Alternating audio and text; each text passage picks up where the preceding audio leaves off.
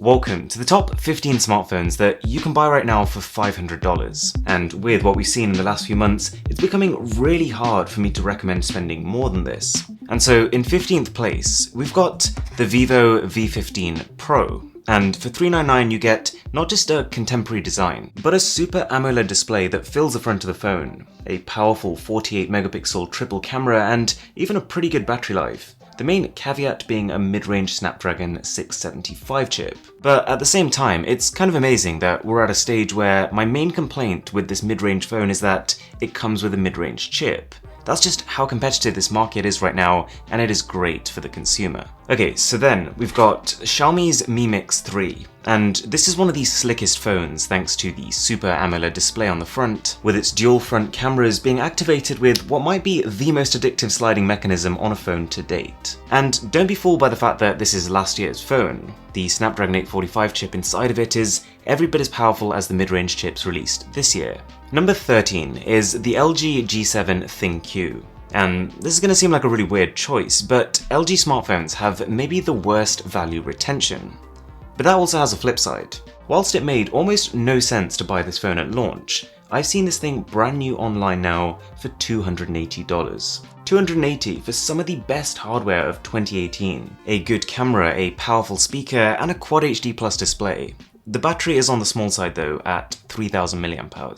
The Honor View 20 really set the bar high for 2019. It released right at the end of last year, with a flagship grade Kirin 980 chip, a pretty high-end 48 megapixel camera, and was one of the only phones in the world with a punch-hole display. Now that a whole bunch of phones have come out with similar features, it doesn't quite stand as the mid-tier king, but it's still a very well-rounded phone. Alright, now we're on the subject of Honor and Huawei though. You've probably heard about the fact that they've been blacklisted from working with US companies, which includes Google, so their future viability is uncertain. So for this, my advice would be that if, after watching this video, you decide that an Honor or a Huawei is the way that you want to go, then just hold off for a few weeks, just don't buy anything for now, and I reckon within a month's time, we'll have some sort of clarity or some sort of public statement from the company.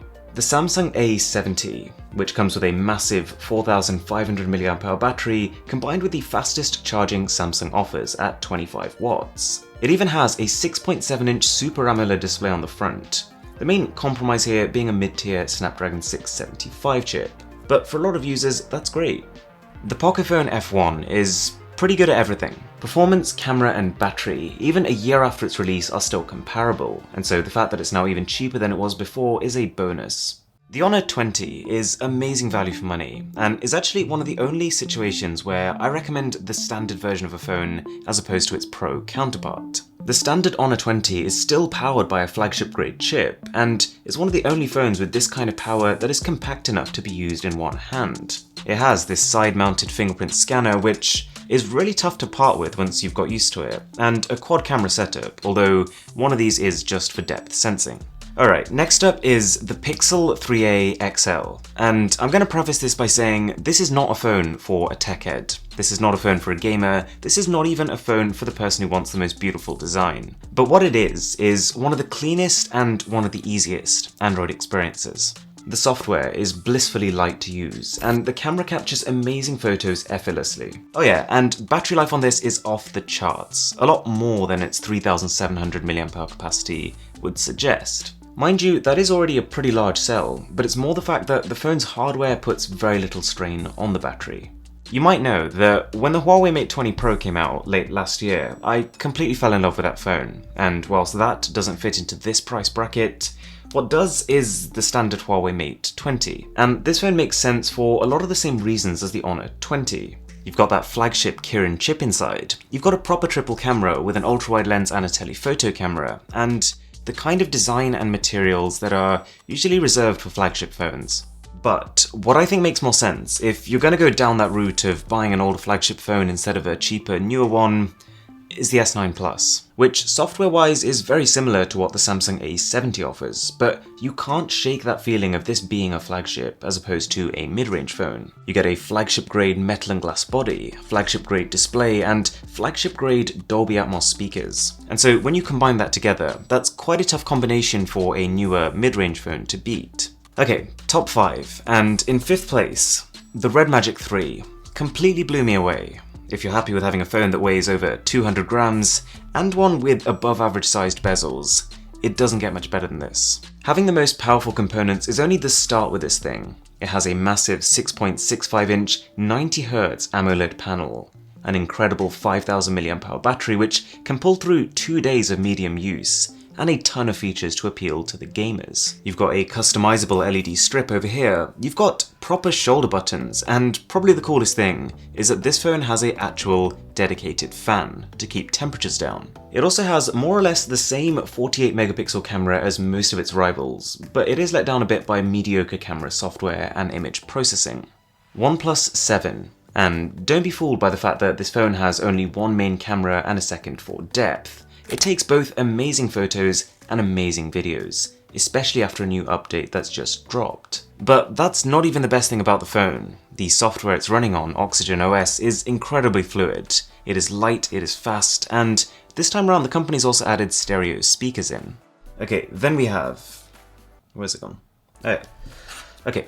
Xiaomi's Mi 9, and people have been telling me that they found it cheaper, but the best price I could find for this was $470. And compared to the OnePlus 7, you do miss out on Oxygen OS, which I personally prefer to Xiaomi's Mi UI skin. But it is cheaper while being just as powerful, and also comes with a more versatile triple camera setup. At the same time though, whilst it really is a great phone, it doesn't make much sense to buy the Mi 9 right now, because of a phone I'll come to very shortly. Anyways, in second place is the ASUS Zenfone 6, and this phone is not what it initially seems. On first impression, you see this rotating camera setup and you think, okay, this is great, yet another one of those phones that's really interesting to look at but that I wouldn't actually spend my money on. But right here, ASUS has got a device that walks all over that notion. The battery life is exceptional with a mega 5000 mAh cell, the UI is snappy and bloatware free, and that camera is not just something to ogle at, but it takes amazing photos and videos on not just the rear but the front too.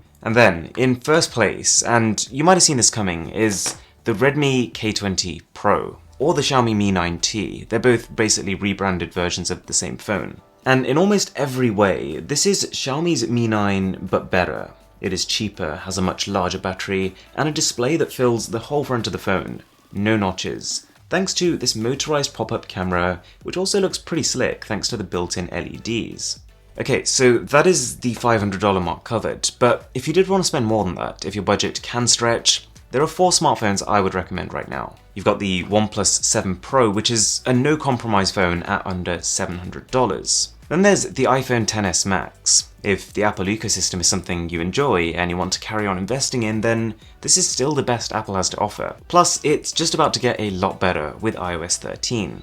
The Huawei P30 Pro is the most impressive photo camera on a phone, period. Whether your subject is 100 meters away, whether it has no lighting, or whether it is right up close next to your camera, the P30 Pro can do it, and I would say the word versatile doesn't even quite cover it. But just remember, if you're planning on buying a Huawei phone, then just hold on. It doesn't mean to rush out and buy a different phone. Instead, just wait for about a month, and I think we'll have some clarity. And then, if money is no object, the S10 5G is the best phone out there right now in my opinion. It's the phone I choose to carry around every single day. The S10 Plus is a really good option too, if you want something a little bit smaller and don't care at all for 5G.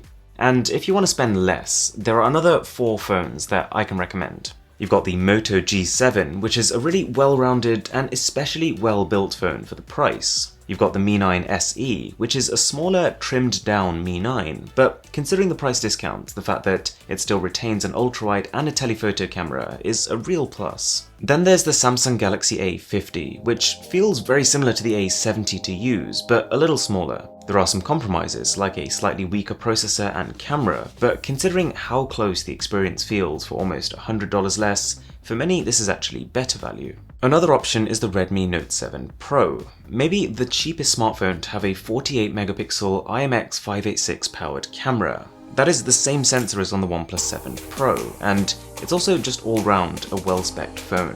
If you enjoyed the video, a sub would be massively appreciated. My name is Aaron, this is Mr. Who's the Boss, and I'll catch you in the next one.